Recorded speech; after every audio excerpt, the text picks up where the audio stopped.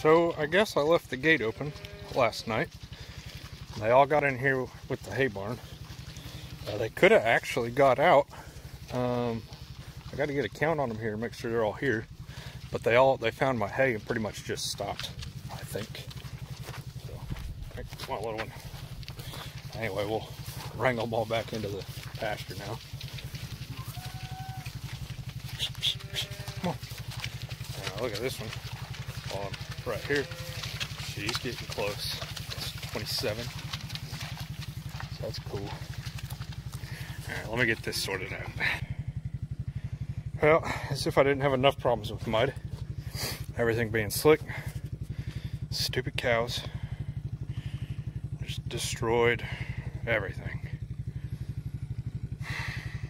Tore hay bales all up. That's no big deal. Bunch of this is all going to get wasted though, stuff that's on the ground.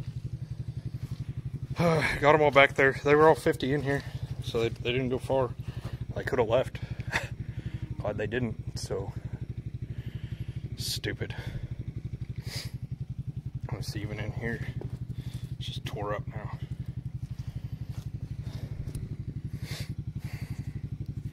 Stupid. All right, so we're moving them into a different pasture. Can't seem to figure out the fence, except for one of them. This one's smarter than the rest of them. Now it's got it figured out. Now they're all going to figure it out. It just takes them a minute to realize that there's a hole in the fence over here. So they know there's a fence there that they didn't used to be able to get through, so they don't even try to go through it. Once they start figuring it out though, they'll all show up. So better get this done before they get here. A couple stragglers here can't figure the fence out. We'll just kind of chase them a little bit. Hopefully we can get them to run down to that corner. That was funny. Did you see the way he stepped over that rut? Both back legs at once.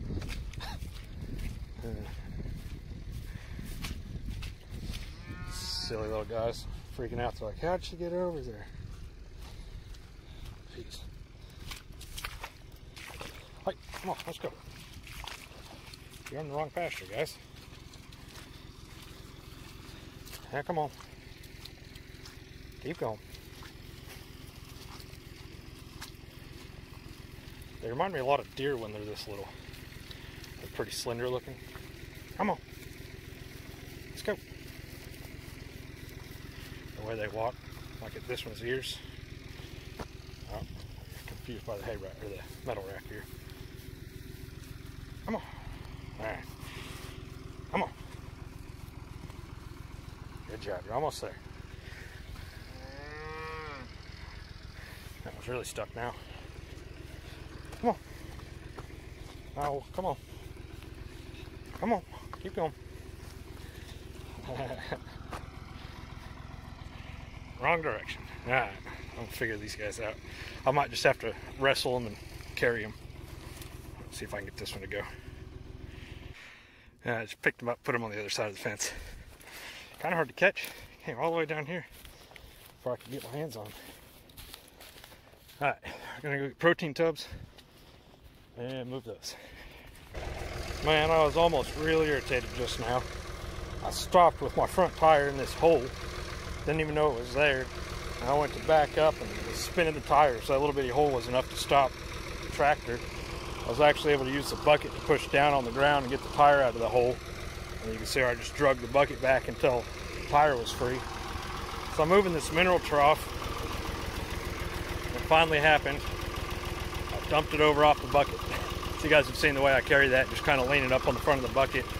And I was looking at it, I thought maybe I could get my hay forks underneath it. I'm going to stand it back up and then turn it 90 degrees. I'm going to see if I can slide my hay forks underneath it and scoop it up that way. That might actually work better. So we're going to give that a try.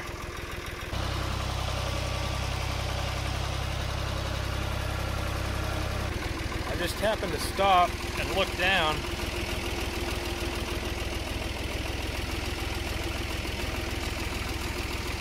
That's not good. It still holds there, but dang, these tires are expensive.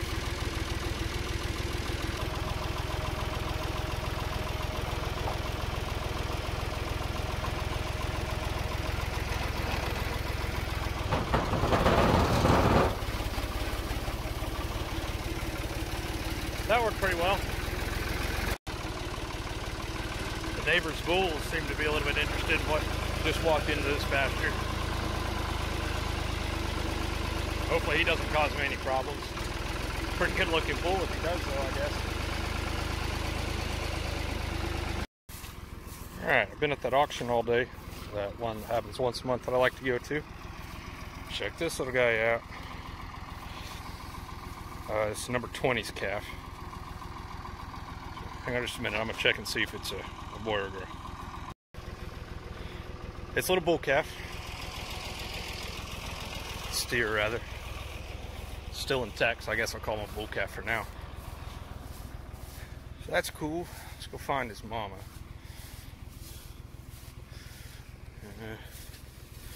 She's in here somewhere. I think I saw her over here. So she was off kind of by herself whenever I got here. But she was up here in this pasture, so they have access to this one off that way to get to the pond. So I'm watering them now since the doer didn't work out.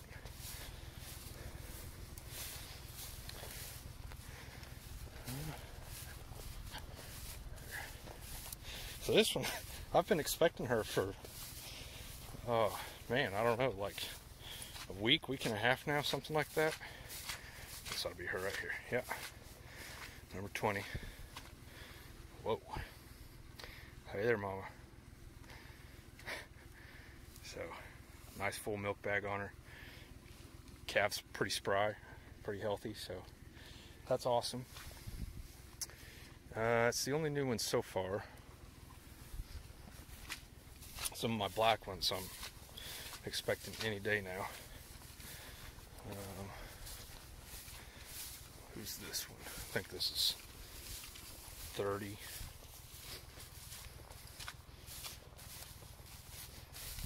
No, 29.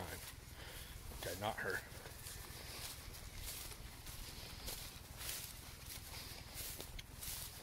Look at all of them. Love it.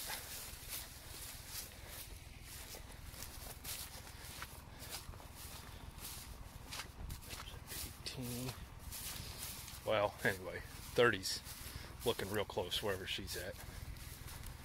Saw her, I was looking at her earlier. Not that 30. I have two 30's. One with a green tag, one with a white tag. Green tag 30 is the one that I think is the one that's real close. I think it's it right here.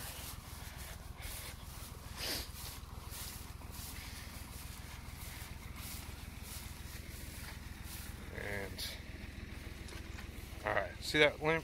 This is that one that I've been trying to get to the vet. We finally got some dry weather, and we're going to get that taken care of. We've just been having trouble coordinating with the vet to get out there. The weather's just been horrible. I mean, look at this. It's just, I mean, what a mess. This is just from trying to put hay out. But just now, I about got stuck. I mean, I was having to use the diff lock on the tractor on flat ground. You can see where I was spinning tires. It's just so slick on top. And it didn't look like it whenever I drove out on it, and then it just kind of stopped. I thought I was going to be in trouble. Where'd 30 go? I lost her. Right here. So when you look at her, it's kind of hard to tell. These black ones are harder to see than the white faces, because they got white udders. But her milk bag's dropping, and she's starting to spring. And then this one right here as well. Not sure which one is that. I think that'll be like 26 or 27 maybe. 27, yeah. And then 26 isn't too far off either, wherever she's at. So, very cool. So, I'll have 2 more black calves soon. I don't know. So this one, like I said, I'm glad to see he looks good. I've been gone at that auction all day. We found a hole. But after losing that one, I've been extra nervous. I almost didn't go today because I was worried about him. But there was some stuff there I wanted to try and buy. Didn't really work out. Other people wanted it more than I did. So I did buy a big floor jack, which I can't even really use because I don't have a concrete floor. that'll be nice someday. It's a 2-ton jack, like the fast rise type. That's cool. I was looking at a trailer though, flatbed trailer, and also well, there's a lathe and a big drill press there that I wanted. And if I had been able to buy one of those trailers, I would have kept bidding on the lathe and the drill press, but I didn't have a good way to get it home. Look at this little guy. He got kind of muddy from where I threw him down to check him.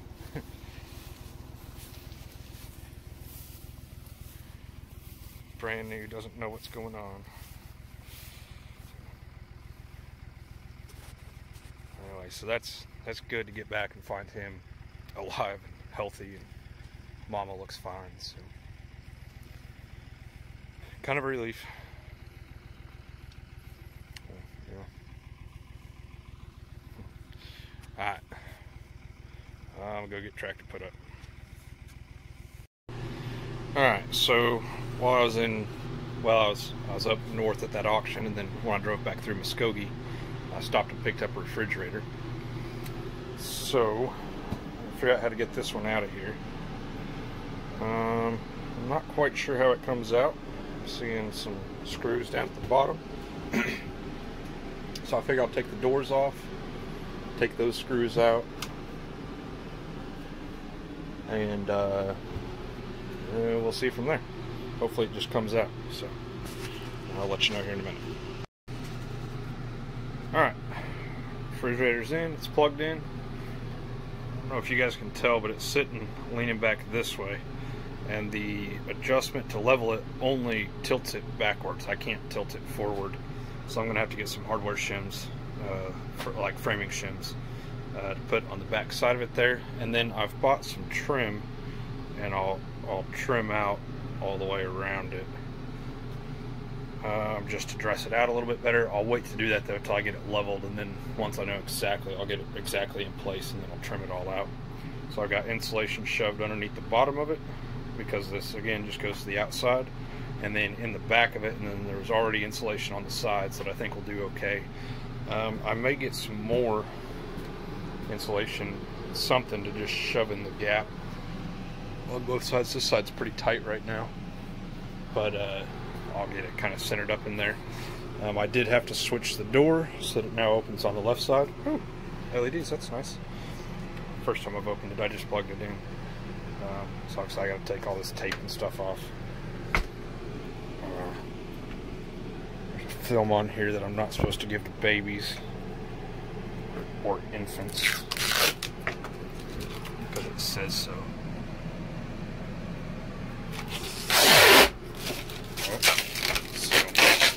Anyway, that's done. That took me about an hour. So to get the old one out, the new one in. Hardest part was getting it up in the camper. It's kind of tall, so this camera really sucks for close-up shots. So, anyway, so that's done. I got a refrigerator again. So tomorrow I'll go get all my meat from work and get it put back in here. So I almost forgot. It is taller than the one that came out. So I had to take this out. This used to be, well, up here. So I just took it out, and yeah, put the refrigerator in there. Then it was the perfect height. So, you know, it looks like they just added that spacer. There was nothing back behind there. They just added that spacer in there so that they could put a smaller refrigerator in here, because they're cheap assholes, I guess. So this is way better now. This, I mean, it's no wonder it's so much bigger.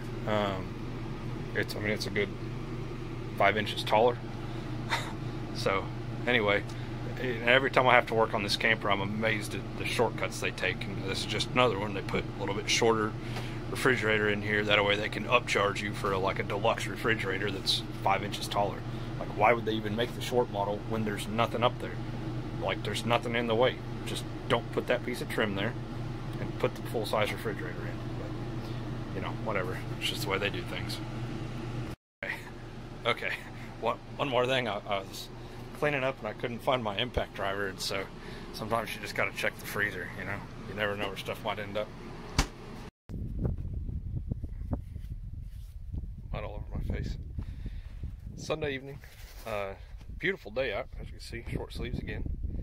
It's a little bit cold on Friday, and but I mean, it's been beautiful this weekend, but I don't feel like I got a whole lot done, so don't really have much to show you guys this weekend. But spent Saturday at the auction. All I brought back was this nice big jack, huge floor jack, so that'll be nice someday to have. There's a trailer there that I wanted to buy. It seems like I might have talked about this already.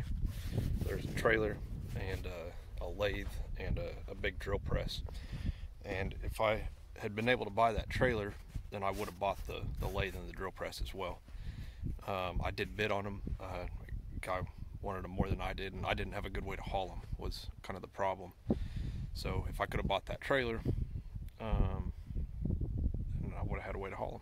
But anyway, got outbid. It's kind of sad about that. And there was a water tote there that I'd wanted to bid on, but I didn't get a chance to. And then there's a set of axles that I had meant to bid on that I could build a feed buggy out of. I think, or on top of, rather. And I didn't get a chance. I missed those as well. That auction, the problem with it is there's that they run like 6 different lines, 6 different auction lines all at once. And so if you want something that's in different lines, you got to kind of time it right. And I was off trying to buy that trailer. That was more important to me to try and get that trailer because I need it. And so that other stuff sold while I was trying to bid on that trailer. So kind of a bummer. You almost need 2 or 3 people when you go out there with your number to go bid on stuff for you, you know. But all good. So this jack I bought for $6. I thought that seemed like a pretty good deal. Always kind of a bummer, you know. They're sitting there, they're like, come on, you know, somebody give me, you know, $6 for it. And finally I was like, all right, you know, I'll give you $6 for the jack. And they're like, well, who wants the rest of this stuff? And they're like, all right, $1 for all of it. Like, if I had just been patient, I probably could have just paid $1 and left all that other crap out there and just taken the jack. So, oops. So, all good though, $6. You know, if you go to buy a jack like this, you're looking at, you know, $200, $300, something like that. If I was going to go buy a new one. And I had mentioned before, a long time ago, that at some point I'm going to have to split my tractor and do a clutch job on it. That's coming up in the next year or so. And this type of jack is perfect to grab the back end or the front end of that tractor and pick it up, and then since it's on wheels, I can, when I roll the tractor apart, the jack will just come with it.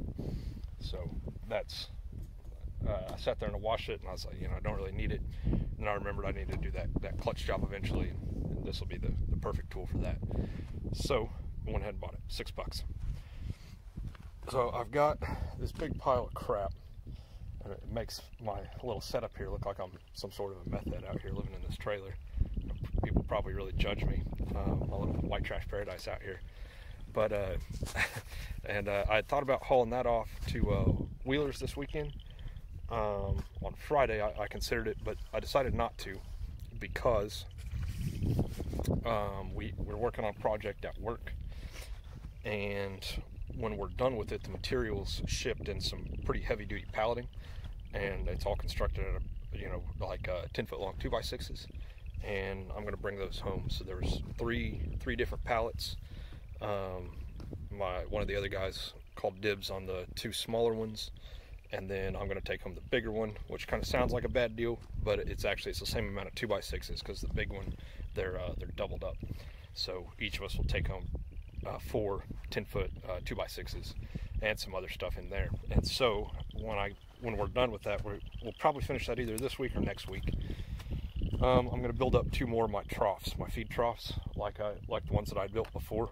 So I'm going to need some more of this metal to do that. So I figured I'll just let it sit here, you know, other than looking terrible. It's not hurting anything to be here. So I'll just leave it for now.